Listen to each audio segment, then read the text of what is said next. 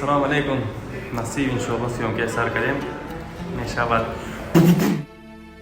دوستان عزتمند، در نوار زیل تصمیم گرفتم از سفر ایجادی نواربرداری نماهنگ محتشم تاریخی تحت عنوان سلطان من بهر بانوی صدا نشانه رستم و زحمت‌های شبانه روزی و سنگینی که همیشه پس پرده میمانند بهر شما قصه کنم. ببینید کارگردان بهر ما و ثبت چندین جایهای مدرن و تاریخی را پیدا نمود. السلام علیکم دوستان گرامی. ما شروع کردیم با بسم الله. فیلم رو دکر سلامت باشید.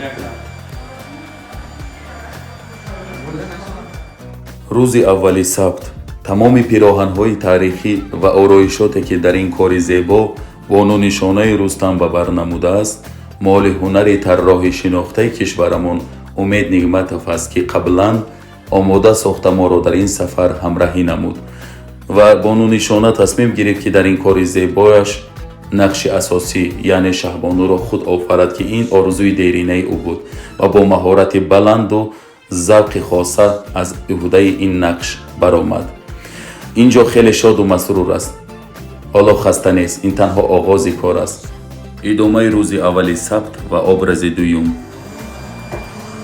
Рабочий процесс.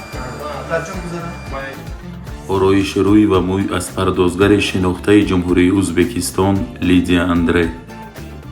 هر لحظه و هر قدم مشورت ایجادی با کارگردان کلیپ مسلمبک رضا و گروه بزرگ نقش‌آفرانی که آن شام به میدان سبت حاضر شدند.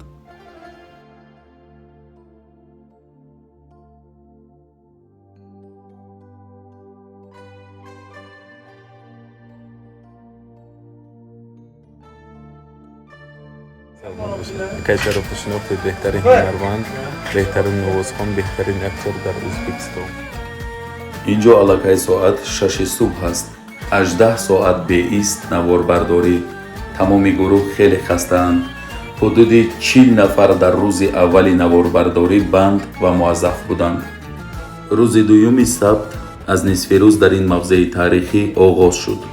این اولین کار مشترک ما با کارگردان شناخته جمهوری ازبکستان مسلمبک رضا است که با دید و کسبیت بلند با زحمت نوترسی و بیخوابی ما را مات و حیران نمود و به آرایشگران فرمود که در این موضع طول 2 روز بازار تاریخی را بهر نواربرداری بسازند.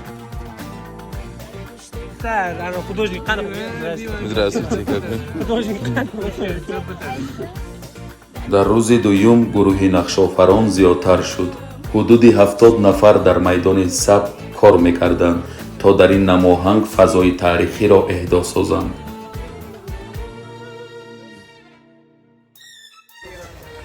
Дорогие друзья, познакомлю вас с прекрасной Нона. Здрасте. Нона Апа у нас кастинг-директор и помощник режиссера. И вот ее ребята шикарные. Тут имитация базар, исторический базар, антураж. Ну, с Богом, удачи нам. Удачи всем нам. ماه دکبر هوا خیلی سرد است. حتی ببینید که نشانه بالاپوش ما را از سردی زیاد به بر نموده است.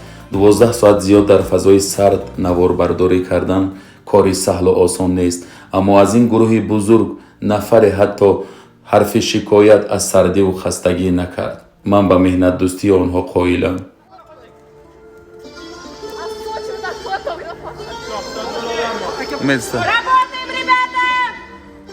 شاید به خود سوال کنید که چرا سرود را با سرعت بلند نواربرداری میکنند. این علاقه سری کارگردان است.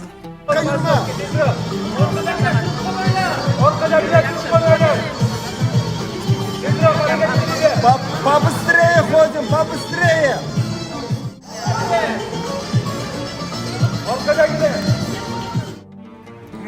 Съемки закончили, что ли? Не еще. Не еще. اینجا ساعت علاقه 11 شب است. روز دوم سبت و برای به دست آوردن نوار خوب و خواستنی در فضای سرد و تاریک با مشکلی های زیاد میسرمون گردید.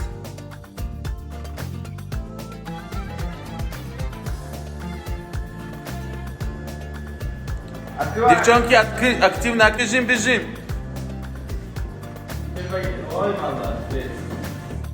ساعت 2 شب، سیومین شبانه روز نواربرداری و از همه لحظه عجیب و کلمیناسیونی این قصه زیبا محض در همین وقت و ساعت ثبت گردید. سلطان به کنیز خویش نظر لطف و محبت میکند، پی نبرده از آنی که او با عشق فریبا و نیرنگ آمده بر قصد گرفتن جانش.